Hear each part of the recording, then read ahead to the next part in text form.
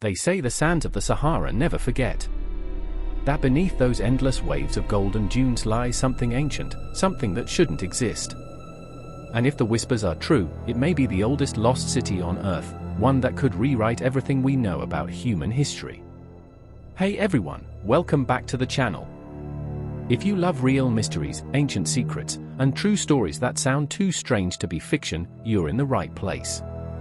Make sure you subscribe and hit that bell icon, because today, we're uncovering one of the greatest enigmas ever found on our planet, a place so mysterious that astronauts spotted it from space and couldn't explain what they were seeing. It's called the Eye of Africa, a colossal circular structure buried deep within the Sahara Desert in Mauritania. From the ground, it looks like endless emptiness, sand, rock, and heat. But from above, it's breathtaking, a perfect set of rings, stretching nearly 50 kilometers across, like a massive eye staring straight up into the heavens. Scientists say it's natural. But what if it isn't? What if this so-called natural formation is actually the last trace of a forgotten civilization, one that vanished overnight, leaving behind only myths, legends, and a strange circular scar in the desert that still puzzles the modern world? To understand why so many believe this could be the lost city of Atlantis, we need to go back, thousands of years, to a time when the Sahara wasn't a desert at all. Because long before the dunes, long before the endless dryness, this entire region was green. Satellite images and fossil records show that roughly 10,000 years ago, the Sahara was alive, covered in rivers, grasslands, and massive lakes. Archaeologists call it the African humid period, and during that time, humans thrived here. They hunted, farmed, built, and painted. They hunted, farmed, built, and painted. In Algeria's Tassili Enadja Mountains, thousands of cave paintings show animals that no longer exist here: giraffes, elephants, even crocodiles. It was paradise. But around 5,000 years ago, everything changed. The monsoon rain shifted south, and the land began to die. Within just a few centuries, this entire region, once lush and vibrant, turned into the largest desert on Earth. The people vanished. And for thousands of years, the world forgot what had been here. That is, until a group of astronauts saw something they couldn't explain. In 1965, during NASA's Gemini 4 mission, astronauts James McDivitt and Edward White were orbiting above Africa when they noticed an enormous circular pattern staring back at them from the ground. At first, they thought it was an impact crater. But when geologists examined it later, they realized it wasn't. There was no evidence of melted rock, no signs of impact, nothing. Instead, it looked like the ground itself had been sculpted into perfect rings. They named it the Richat Structure, but what it really was, no one could say. Decades passed. Then, in the early 2000s, something strange happened. A handful of online researchers began comparing satellite photos of the Eye of Africa with Plato's written description of Atlantis, and what they found was chilling. Plato, in his dialogues Timaeus and Critias, describes Atlantis as a city made of concentric rings of land and water, surrounded by mountains to the north and open plains to the south. He even gave specific measurements: the exact width of the rings, the shape of the surrounding terrain, and the size of the central island. When those measurements were overlaid onto satellite maps of the Richat structure, they matched almost perfectly. Even the orientation, mountains to the north, open plains to the south, was identical. If Plato's description was based on something real, the Eye of Africa fit it better than any other location on Earth. At first, scientists dismissed it as coincidence. But then explorers started going there, and they began finding things that science couldn't easily explain. Scattered around the desert near the Eye are ancient stone tools, arrowheads, and pottery fragments. Some are up to 12,000 years old, the same era when Plato claimed Atlantis was destroyed. To put that in perspective, that's thousands of years before the first Egyptian pyramids were even built. But the most compelling clue came from the landscape itself. The Eye isn't just circular, it's surrounded by dried-up channels that appear to have once been rivers or canals, radiating outward just like Plato's description of waterways connecting the city's rings. And in the lowest levels of the structure, scientists discovered saltwater deposits, proof that this land was once submerged. So if this region was once green, wet, and alive, Could it have been the perfect setting for an advanced ancient civilization? And if so, what destroyed it? Around 11,600 years ago, something catastrophic struck the planet. It's known as the Younger Dryas event, a sudden and violent global climate shift that ended the last ice age. Temperatures plummeted, then spiked. Massive floods swept across continents. Entire species vanished. And according to both modern science and ancient texts, this disaster came almost overnight. In the Bible, it's the Great Flood. In Sumerian legend, it's the tale of Ziusudra. In Hindu texts, it's the flood of Manu. And in Greek mythology, it's the story of Deucalion. Every ancient culture remembers a flood, a sudden event that wiped the world clean. Could they all be describing the same thing? If they are, then the Eye of Africa could be one of the few surviving remnants of a pre-flood civilization, one that was obliterated by rising seas and violent storms, then buried under the sands of time. And just when you think that's where the story ends, it gets even stranger. In 2018, a team of independent explorers traveled to Mauritania with drones and ground scanners. They mapped the area, recorded data, and took geological samples. What they found sent chills down their spines. Beneath the surface, there were signs of symmetrical foundations, perfectly circular lines that didn't match natural geological layering. There were also magnetic anomalies, suggesting the presence of buried material, possibly metal, under the desert floor. Even stranger, when they tested the rocks, the results showed uneven heat exposure, as if some sections had been exposed to extreme temperatures, like something had exploded or collapsed violently. Whatever caused it, it wasn't just erosion or wind. Then, one night while reviewing drone footage, one of the explorers noticed something odd. In the center of the eye, right where the inner island of Atlantis would have been, there was a faint, rectangular outline. It looked like the footprint of a massive structure, maybe a building, maybe a fortress, now completely buried. When they sent the data for further analysis, the response they got back was silence. Within weeks, several of their images disappeared from online mapping databases. Updated satellite maps blurred certain areas around the eye. And not long after, Mauritania quietly declared the region a restricted zone for environmental protection.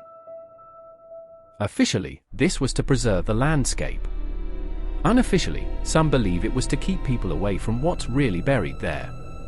Local nomads tell old stories about this place, tales passed down for generations. They say a great city once stood where the eye is now. A city of light, of wealth, of arrogance. And one night, as its people celebrated, the ground trembled. The sky turned red. And in the morning, all that remained was silence and sand. Plato said Atlantis was destroyed in a single day and night of misfortune. He may have been right. But the question that remains is, what if it wasn't divine punishment or myth at all? What if it was science, a catastrophe triggered by nature, or something we still don't understand? Because years later, when another expedition team returned to the eye to finish what the first one started, they made a discovery that changed everything. Something was buried there, something that no one could explain. And once they realized what it was, they were told to stop digging. The sound of the Sahara wind is unlike anywhere else on Earth. It doesn't just blow, it whispers. It carries with it the stories of time itself, grains of sand that have seen empires rise and fall, and perhaps, the memory of a world long buried beneath its golden waves. In late 2018, a small independent research group calling themselves Project Kardesh decided to venture deep into the heart of Mauritania. Their goal wasn't fame, or money. They were chasing what most archaeologists would call a myth, the idea that the Sahara once held a thriving civilization, one so ancient that history forgot it. At the center of their obsession was a remote formation known as the Eye of Africa, or the Richat Structure, a massive, 25-mile-wide geological ring visible even from space. Officially, it was just a natural dome, shaped by erosion and time. But to some, including the Kardesh team, its nearly perfect circular rings, once surrounded by water, hinted at something far older, something possibly human. The team's leader, Dr. Elias Moore, a soft-spoken British geologist with a fascination for ancient maps, believed the eye wasn't just a coincidence. He had found satellite evidence showing linear structures, faint, buried outlines that didn't look natural. Straight lines. Right angles. Patterns in a place where nature almost never makes them. When the group landed near the dusty town of Wardain, the locals watched them curiously. Foreign scientists came and went all the time, most looking for meteorites or fossils. But these ones, they carried lidar scanners, ground-penetrating radar, and a strange mix of hope and fear. They set up camp at the base of a ridge that overlooked the eye, a breathtaking panorama of concentric rings stretching endlessly into the horizon. The heat shimmered over the dunes like a living thing.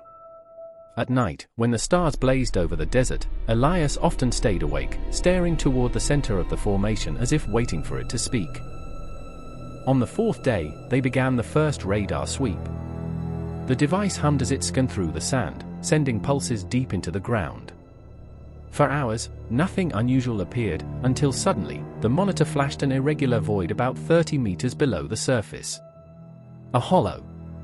Roughly rectangular. The computer mapped it as a chamber. Elias froze. "Mark the coordinates," he whispered. "That's not natural." They decided to dig a narrow shaft to reach it, using light equipment and sand vacuums to avoid a collapse. By the second day, their hole reached 10 meters deep, when one of the workers, a young Mauritanian named Youssef, shouted something from below. He had hit stone. Not just any stone, carved stone.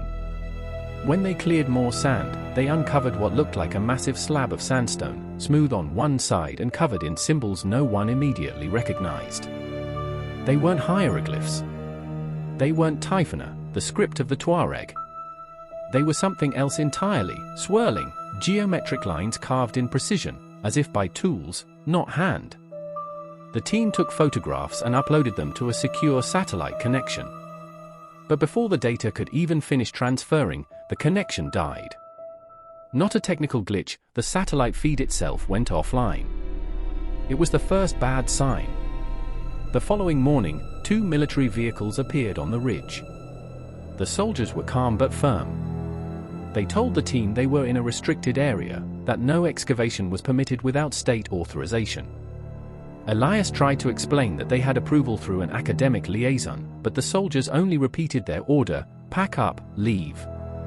Immediately. That night, while the rest of the team debated whether to go or stay, Elias couldn't sleep. He opened his laptop and replayed the scans they'd collected, and there, beneath the first chamber, was something bigger. A network of connected voids, an entire complex. It was shaped almost like a city buried under the sand. He stared at the outline, heart pounding. It matched the description of Atlantis in Plato's dialogues, not perfectly, but eerily close.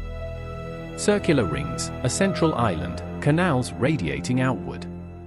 Could it be that this wasn't a myth after all?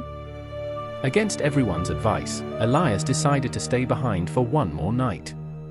He convinced Youssef and another researcher, Dana, to help him reopen the shaft. "Just one more sample," he said. "If we can document what's under there, we'll have proof." As they descended with flashlights, the wind howled through the hole like a warning. The air grew cooler. Then the beam of Elias's light caught something below, a stone archway, perfectly preserved. Its surface was smooth, almost polished, and on it were more of those same spiral carvings, glowing faintly in the dust. Dana gasped. "How old is this?" "Older than we think," Elias whispered. "Much older." But before they could go further, the ground trembled, just slightly at first, then more violently. A chunk of sand collapsed behind them, sealing the upper shaft. They scrambled back, coughing. Above them, the desert groaned like it was alive. By dawn, they managed to climb out. Half the equipment was buried, but the hard drives, the ones holding the radar scans, were safe.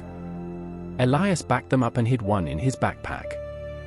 When the military returned hours later, the team was detained and questioned. The officials confiscated all visible gear, claiming it was a matter of national security. 2 days later, the Kardesh team was escorted out of Mauritania. Their findings, computers, and dig permits, all revoked. Months passed. news of the expedition disappeared from academic journals. When Elias tried to publish his report, it was rejected as unverifiable. Some colleagues distanced themselves entirely. But then, one night, he received a message from Yosef, just a single line of text. The site has been sealed. But something's still down there. Attached was a blurred satellite image, a faint, circular heat signature emanating from the center of the eye. It was as if something underneath the desert was generating energy, even now.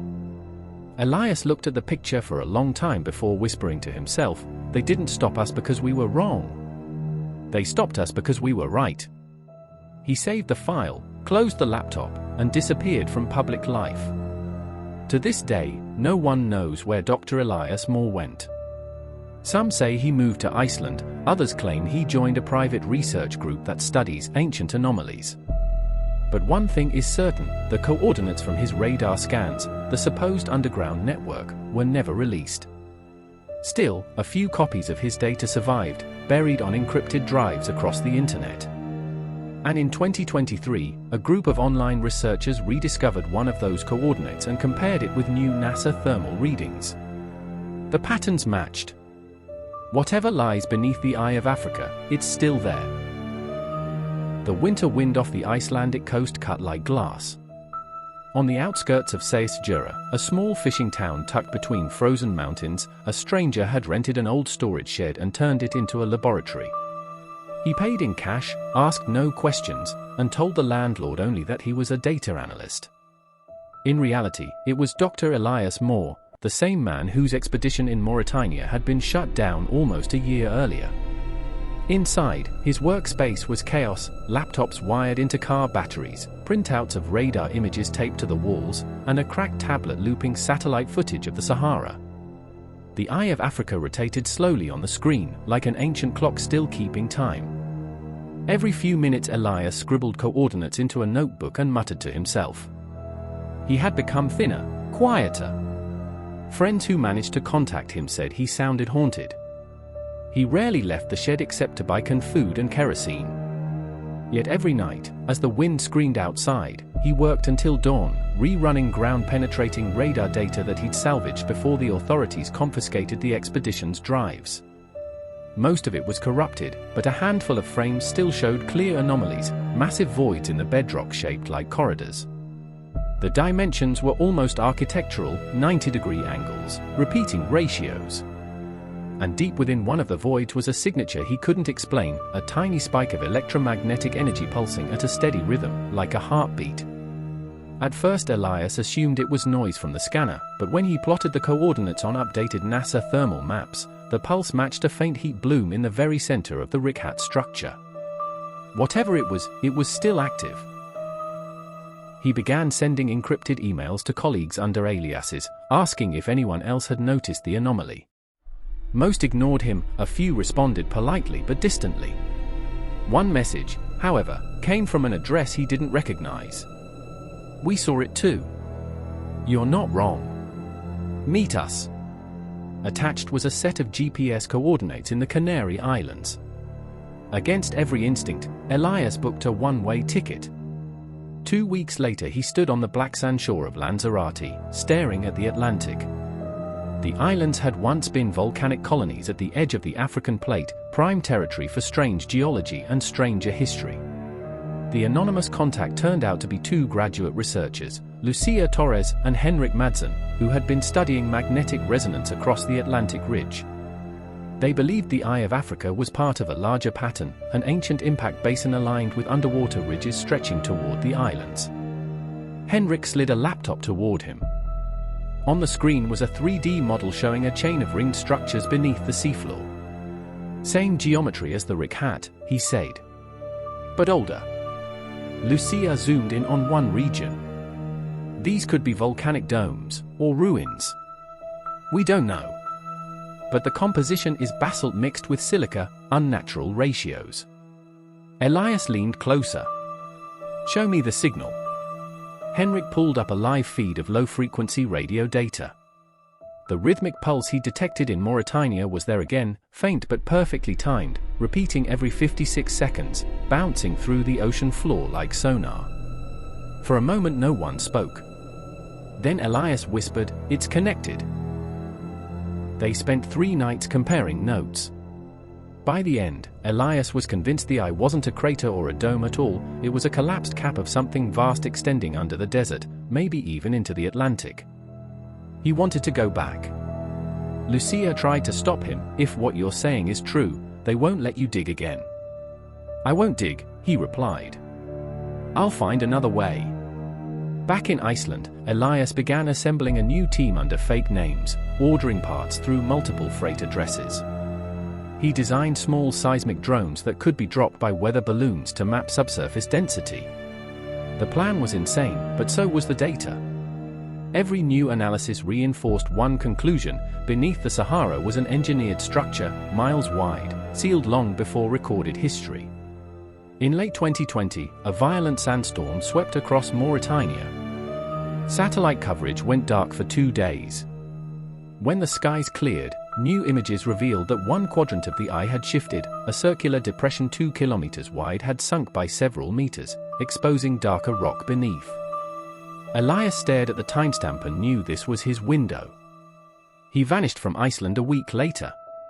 By the time Lucia realized he was gone, he'd already crossed into North Africa under a different passport. The world was distracted by a pandemic, border checks were chaotic, perfect for someone who wanted to disappear. He reached Attar, the nearest city to the Richat Structure, and hired a driver under the pretense of meteorite hunting.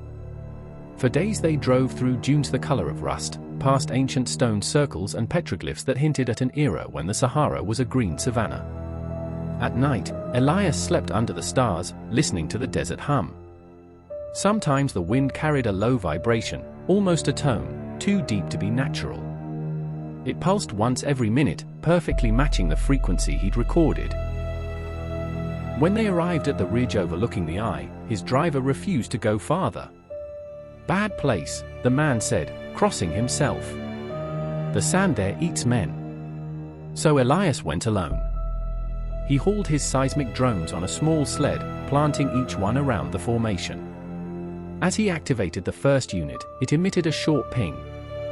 Then the ground beneath him trembled, faint but deliberate, like an answer. His instruments lit up. Readings poured across his tablet: density waves, echo patterns, temperature spikes. The data formed an outline, a perfect spiral descending inward. There was a cavity nearly half a mile below, larger than the Great Pyramid's base. He recorded everything, uploading backups to a hidden cloud server. But at 2 a.m., the transmission froze. The signal bars dropped to 0. Then, through the static of his headset, a voice, metallic, distant, whispered his name. "Elias." He tore the earpiece out, heart pounding. There was no one around. Just wind. Yet the vibration in the ground kept pulsing, faster now, like a heartbeat racing. He decided to retreat and return at dawn. He packed one drone and left the others recording. Before sunrise he sent a short email to Lucia. "I think I found it. If I don't make it back, follow the pattern." That was the last message anyone ever received from him. Weeks later, a search party found his camp abandoned. The sled, the laptop, and the drones were gone. Only his notebook remained, half buried in sand. Inside, the final page showed a rough sketch, the eye's concentric rings connected by tunnels leading toward the Atlantic. In the center he'd written 2 words: the heart. Satellite scans taken days after his disappearance showed something no one could explain: a faint, circular heat bloom rising from the center of the Richat Structure, identical to the one recorded 2 years earlier, but this time, brighter, pulsing every 28 seconds instead of 56, as if responding to something. Lucia kept the notebook. Henrik tried to replicate the signal data, but the frequency had vanished. The last trace of it faded from instruments across the region on the same day that Elias's passport was flagged as inactive. No body was ever found. No equipment surfaced. Yet hikers years later reported seeing small lights moving across the eye at night, bluish orbs that blinked in rhythm, like the steady beat of a pulse.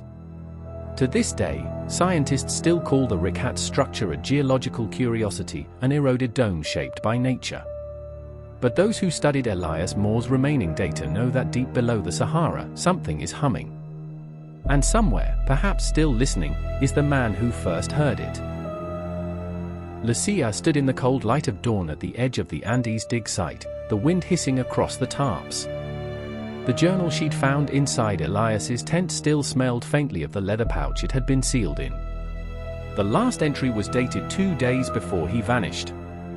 The pattern is in motion. If the stones hum again, it means they've aligned. Follow the sound, not the map. She traced the slanted letters with her finger. The ink had bled, as if written in rain. Around her, the camp was silent except for the generator's soft throb. Henrik approached, brushing the dust off his parka. "Satellite picked up something odd," he said. "Thermal signatures at the high ridge. Could be nothing, but it's the same coordinates Elias circled in red." Lucia folded the journal shut. "Then we go now." The ridge was 6 miles up jagged terrain. The higher they climbed, the more the clouds rolled in, choking the air with mist.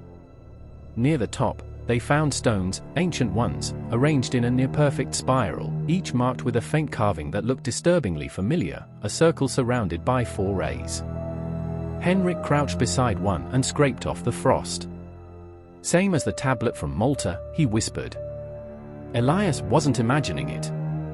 When Lucia placed her palm on the central stone, it vibrated, not from wind, but something deeper, rhythmic, like a pulse buried under rock.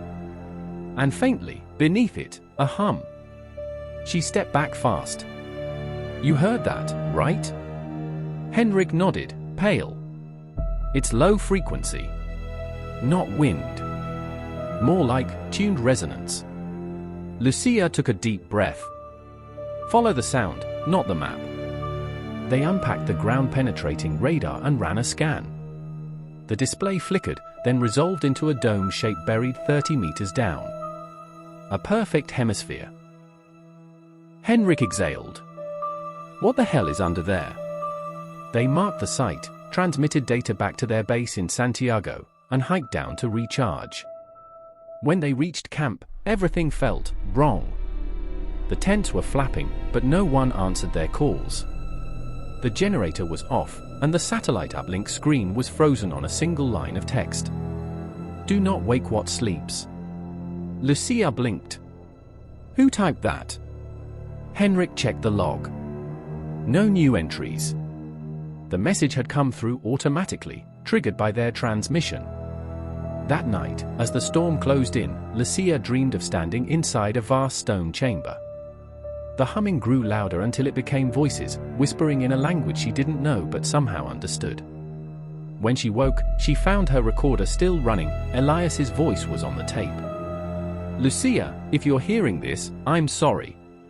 The pattern's not a message. It's a mechanism. And we've already turned it." They left for the ridge again at first light, tracing the hum with specialized microphones.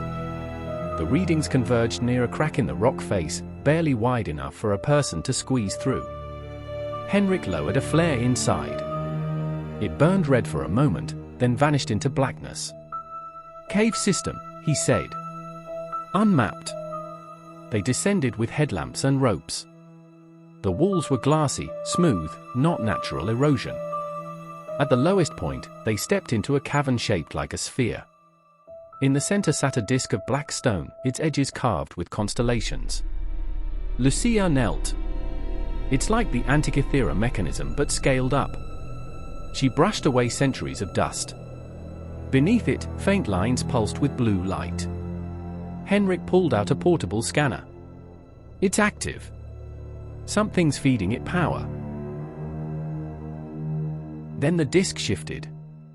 A deep tone filled the chamber, shaking pebbles loose from the ceiling. Henrik shouted, "Kill the lights!" The hum intensified, and suddenly, the carvings projected upward, a 3-dimensional map of Earth. Lines of energy connected sites across continents: Stonehenge, the pyramids, Machu Picchu, Göbekli Tepe, all pulsing in synchrony. Lucia stared in awe. It's not random architecture. They're all linked. Henrik nodded slowly. Resonance points. Like nodes in one system. As the projection expanded, one more location pulsed brighter than the rest, a small island in the Mediterranean. Malta, Lucia breathed. Then, as quickly as it started, the projection folded in on itself and vanished. The hum stopped. Silence. Henrik lowered the scanner. We need to report this. Lucia shook her head. No. Not yet. If Elias was right, we might be triggering something. We have to understand it first. They climbed out just as snow began to fall. Back at camp, Lucia opened Elias's second notebook, the one marked cipher. Inside were coordinates, arranged not by location but by frequency. Each site had a number: 432 Hz, 528 Hz, 741 Hz, solfeggio tones used in ancient chanting. Sound frequencies, she murmured. Elias believed the earth itself responds to them. Henrik rubbed his temples. So the hum we heard was activation, she finished. 2 days later, they boarded a cargo plane bound for Malta. The island was quiet, its limestone cliffs glowing under the sun. They drove straight to the El Saflieni Hypogeum, an underground temple older than the pyramids. The curator, an elderly woman named Dr. Ferreira, met them at the entrance. You're archaeologists, yes? We've had inquiries before, people chasing myths. But the Hypogeum is not for theories. It speaks for itself. Lucia smiled politely. We only want to listen. The descent was steep, carved through layers of soft rock. The deeper they went, the stronger the acoustics grew. In the innermost chamber, called the Oracle Room, Lucia felt her chest vibrate with every whisper.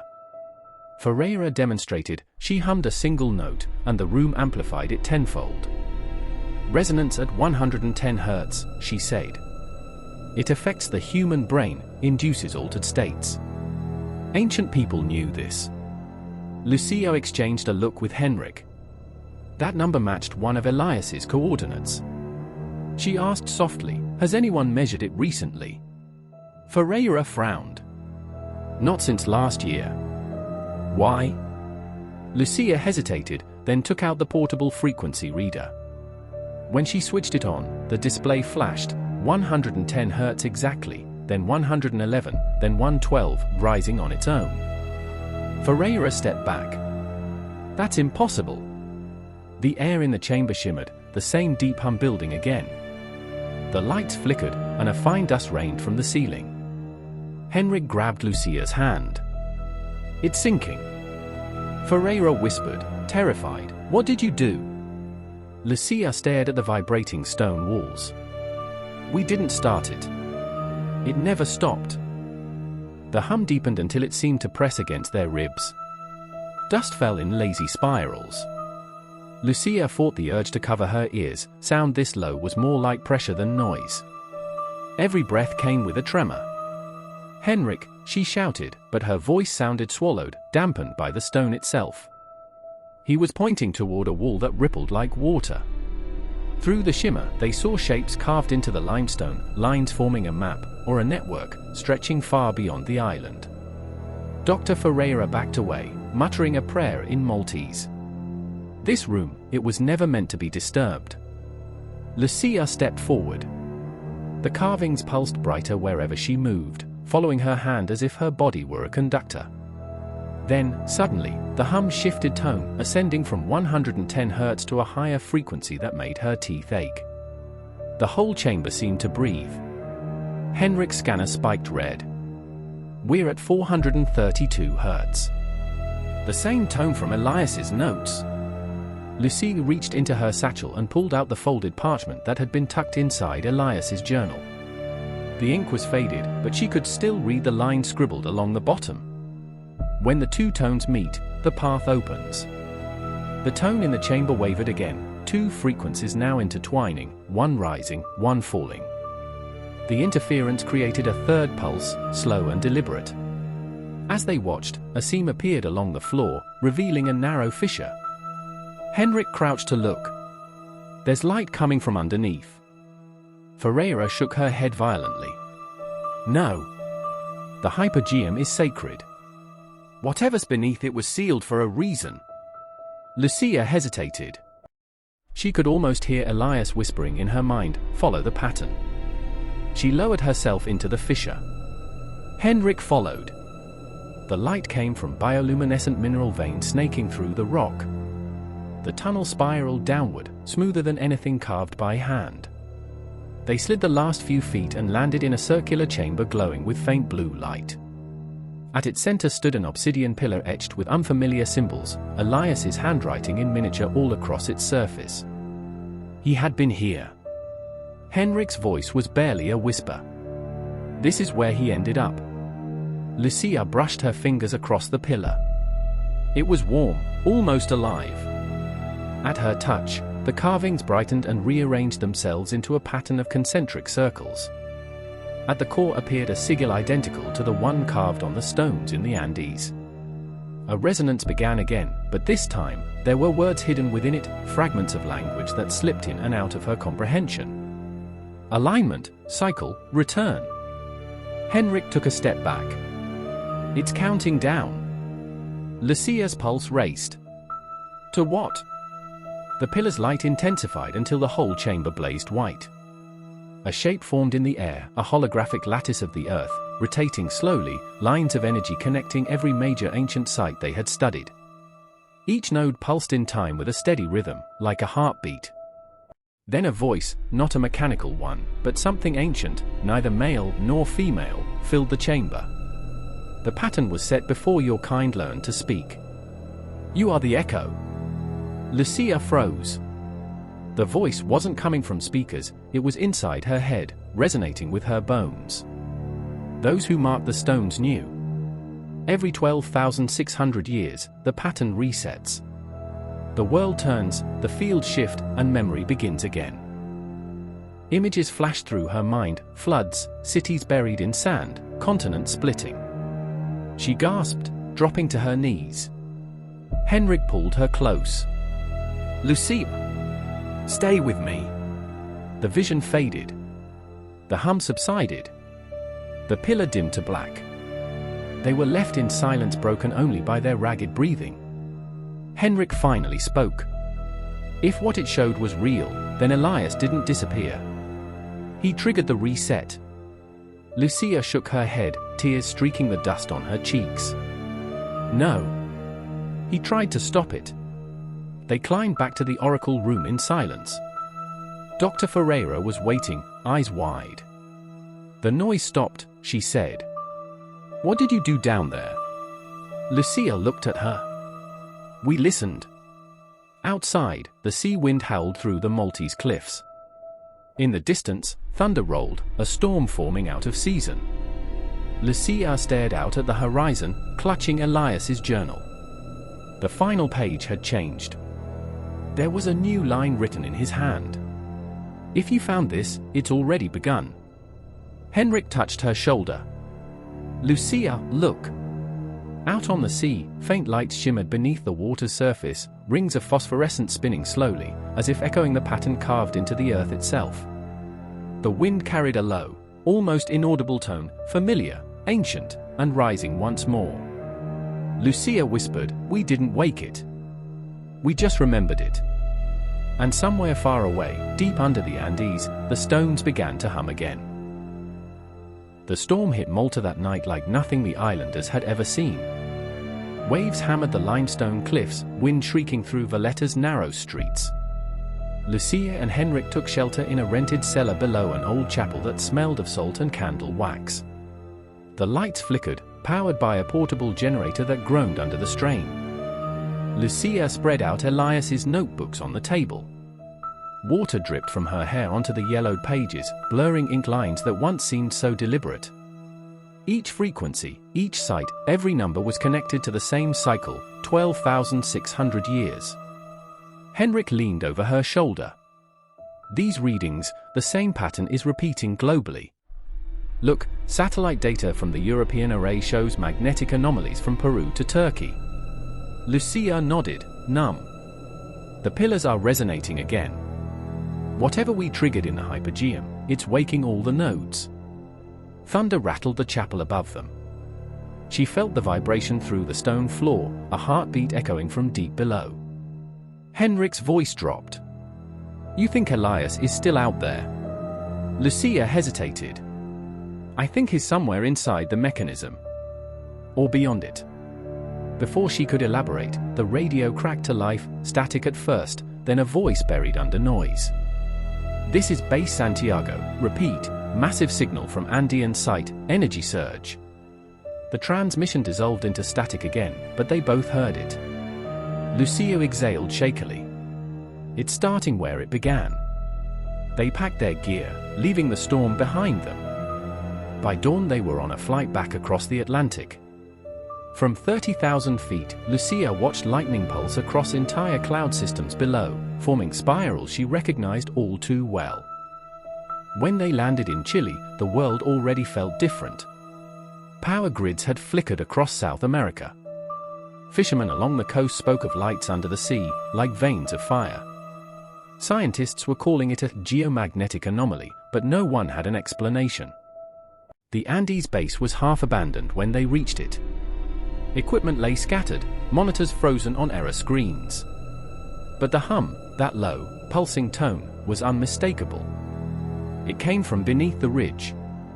Lucia grabbed a headlamp. "If he's alive, he'll be down there."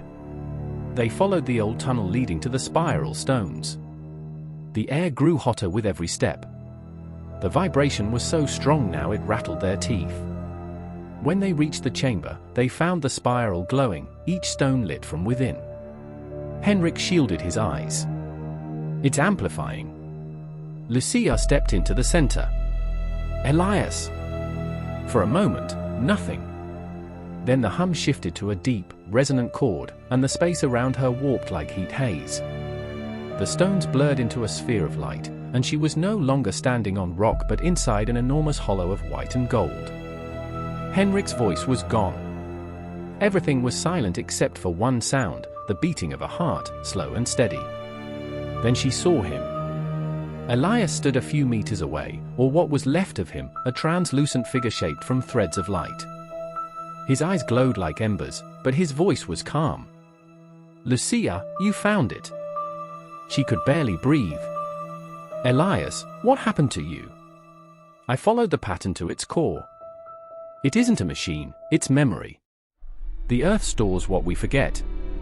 He raised a hand, and images bloomed around them, ancient cities swallowed by oceans, mountains rising from deserts, human civilizations wiped clean every 12 millennia. "It resets to protect itself," he said. "To stop us when we grow too loud." Lucia shook her head. "No. We can stop it. We have to." Elias's expression was sorrowful. "You can't stop the turning. But maybe you can choose what remains." The vision flared again. She saw flashes of the hypogeum, Stonehenge, the pyramids, all pulsing in rhythm. Each site, a piece of the mechanism. Elias stepped closer. When the tones converge, the pattern will rewrite the surface. Everything built on imbalance will fall. Everything that listens will endure. The light began to collapse around them. Elias's form flickered. "The cycle is almost complete. Go, Lucia. Tell them to remember the hum. It's the only thing that carries through." She reached out, but her hand passed through him. Then the light snapped. And she was back in the stone chamber. Henrik was dragging her away as the ground buckled. The spiral stones shattered upward like shards of glass. "Lucia, we have to move."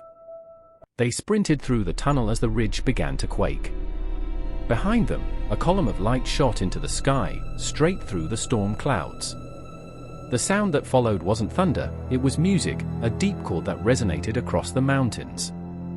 From space, satellites later recorded the event, a perfect ring of electromagnetic energy spanning the Andes, the Atlantic, the Sahara, and back to Malta.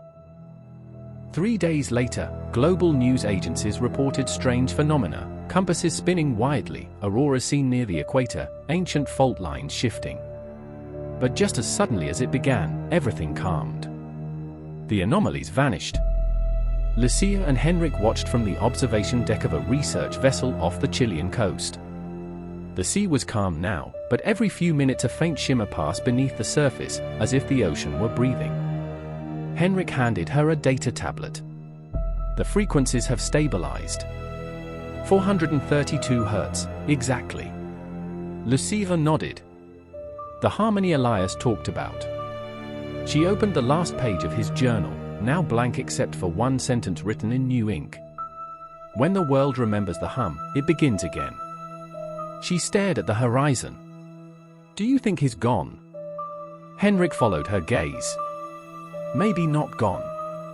Maybe part of whatever this is. The ship's hull vibrated softly, a low tone spreading through the metal like the echo of a song. Lucia closed her eyes. The hum was gentle now, almost comforting. For the first time, she didn't feel fear, only awe. Weeks later, deep in the archives of the Vatican Library, a curator found an ancient tablet long thought to be indecipherable. When exposed to vibration, faint light patterns appeared, identical to the nodes Lucia and Henrik had mapped. The inscription, once translated, read, "In every turning there are those who listen, and those who forget. The listeners keep the fire through the dark." The curator sent a photograph to Lucia with a single note, "I think you were meant to find this." She stared at the image, tracing the circle of stones carved into the tablet. It was the same pattern that had haunted her dreams since Elias vanished. She smiled through tears. Maybe the world hadn't ended. Maybe it had simply remembered itself. That night, as she drifted to sleep aboard the vessel, the low hum returned, not menacing, but rhythmic, alive. It pulsed with the heartbeat of the planet. Lucia whispered into the dark, "We're listening." Far below, in the silent trenches of the Pacific, something answered. A single note rising from the deep, harmonizing perfectly with the sound of the world above. Weeks turned into months, and the world quietly adapted to the new rhythm. The hum was faint but constant now, a low vibration that people noticed only when silence fell. In cities, instruments began to drift slightly out of tune, clock towers resonated at strange intervals. Governments issued calm statements about electromagnetic realignment, but no one truly understood what it meant. Lucia spent those months aboard the research vessel Atalanta, crossing from the Pacific to the Indian Ocean. Each time they lowered hydrophones, the same tone answered from the deep, a perfect 432 Hz. It pulsed like a heartbeat beneath the waves. One morning, Henrik found her on deck staring at the dawn. "You're not sleeping again," he said. "I can't. Every time I close my eyes, I hear new harmonics. It's like the earth is trying to speak a full sentence." He smiled faintly. "Maybe it is. Maybe we're finally learning to listen." They had become quiet celebrities among scientists, the pair who decoded the global resonance. Yet neither of them claimed discovery. "We didn't create it," Lucia told reporters once. "We just stopped ignoring it." By midsummer, the anomalies began to form patterns, faint electromagnetic rings circling old megalithic sites. Drone footage from Ireland showed the stones of New Grange shimmering with blue light during the solstice. In Egypt, sound engineers recorded subsonic pulses emanating from beneath the Great Pyramid that matched the Malta frequency. Everywhere, people were listening. Late one evening, Lucia sat alone in the ship's lab, reviewing signal data. A new waveform appeared on her screen, irregular, complex, unlike the steady hum they'd grown used to. It repeated 3 times, then stopped. She ran an analysis and froze. Embedded within the signal were harmonic intervals corresponding to prime numbers. She whispered, "It's structured." Henrik joined her, eyes widening as he read the output. "That's not random noise. It's a message," she said. "But from where?" The coordinates attached to the signal placed its origin somewhere under the ice of Antarctica. They looked at each other, the same thought forming unspoken. Within days, they were on a research flight south. The world beneath them turned white and endless, mountains of ice rising like frozen waves. When they landed at McMurdo, the base commander was waiting, holding a stack of classified printouts. He said quietly, "You two are the reason half our instruments are singing. Whatever you're looking for, it's under 70 meters of ice near the pole of inaccessibility." They took a crawler north across the plateau. The hum grew stronger with every kilometer. By the time they reached the coordinates, the metal of the vehicle was trembling. They set up a small drilling rig. After hours of work, Henrik's sensors picked up a hollow echo beneath the ice, a void shaped like a perfect sphere. He looked up, breath clouding in the cold. Same geometry as the Malta chamber. Lucia nodded. "It's the heart of the pattern." They lowered a probe into the borehole. The camera flickered through blue-white static, then revealed smooth black stone glinting beneath the ice, polished, alien, ancient. Carving spiraled outward in the same design Elias had drawn. Lucia's voice shook. He was right. The network covers the entire planet. Henrik whispered, "So what now? Do we activate it?" She shook her head. "No. We listen." The probe's microphone picked up the tone again, but layered within it were new sounds, overtones that rose and fell like breathing, faint voices harmonizing at the edge of hearing. When the data reached their computers, it resolved into a pattern of syllables, mathematical but almost human. Lucia played it through the speakers. The ice around them vibrated softly. Henrik stared at the waveform. It's spelling something in frequency bands. He typed quickly, converting the peaks into letters using Elias's cipher. The translation appeared line by line. The memory is safe. The cycle continues. The listeners remain. Lucia felt her chest tighten. "Elias." Henrik frowned. "You think it's him?" "Not him exactly. His echo. He's part of it now." They sat in silence, the Antarctic wind howling outside. The tone lingered, deep and solemn, until it merged with the sound of the storm. When they returned to the surface, the sky was alive with auroras, green and gold waves rippling across the horizon. For a moment, Lucia thought she could see shapes within them, outlines of continents, cities, faces, all the memories the Earth had ever carried. She whispered, "It's rewriting again." Henrik put a hand on her shoulder. "Then we record it. We keep the story alive." Years passed. The hum became the new silence of the world. Children were born hearing it in their bones, musicians tuned their instruments to it instinctively. Scientists tried to explain it as a planetary resonance shift, but believers said otherwise. They said it was the sound of God's memory, the echo of creation vibrating through time. Lucia and Henrik never published everything they found. Instead, they created the Resonance Archive, a hidden network of recordings and translations gathered from every continent. The archive contained the Malta hum, the Antarctic sphere, and Elias's final frequency. One night, as Lucia reviewed the archived files, she found an audio log she didn't remember recording. The metadata said it was from 2037, 3 years after Elias's death. She pressed play. A low, steady tone filled the room, followed by a voice that wasn't quite human but unmistakably familiar. "Lucia, you found the pulse." Her heart stopped. "Elias?" "No names now. Only echoes. You must understand, the hum isn't just a sound. It's a bridge. It connects what was spoken in the beginning to what will be spoken again." The voice faded, replaced by a rising chorus of harmonic tones. Lucia sat motionless for a long time. Then she whispered a prayer. In the following months, strange phenomena spread. Old tapes and vinyl records began to hum faintly when played. Church bells resonated with the global tone, even those that hadn't rung in decades. Seismographs detected rhythmic pulses that synchronized across entire oceans. And then, something new appeared. Around the world, during quiet nights, people started hearing faint singing, thousands of voices blending with the hum. No one could locate the source, but it was heard on mountaintops, deserts, even deep underwater microphones. Henrik and Lucia analyzed it obsessively.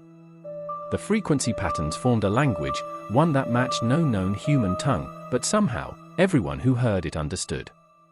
A farmer in Peru said the song told him not to be afraid. A child in Ghana said it sounded like her late grandmother calling her home. An astronaut aboard the ISS claimed he heard the same melody circling the planet like a heartbeat. The world didn't panic. It listened. One autumn evening, Lucia visited Malta for the first time since the night the hum began. The island was quieter now. Tourists came not for the beaches, but for the stones. They came to stand inside the chamber, to feel the vibration beneath their feet, to whisper prayers into the stillness. Lucia descended into the hypogeum alone. The air was cool and heavy, carrying that deep, eternal note. She knelt beside the same altar where Elias had first heard it. And then, faintly, she heard footsteps. A shadow moved in the dim light, a figure standing at the far end of the chamber. "Henrik," she called. No answer. The figure stepped forward. The air shimmered. It was Elias. Not flesh, not ghost, but light shaped like memory. He smiled faintly, the same weary peace in his eyes.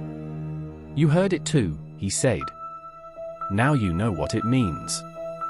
Lucia's eyes filled with tears. "What is it, Elias?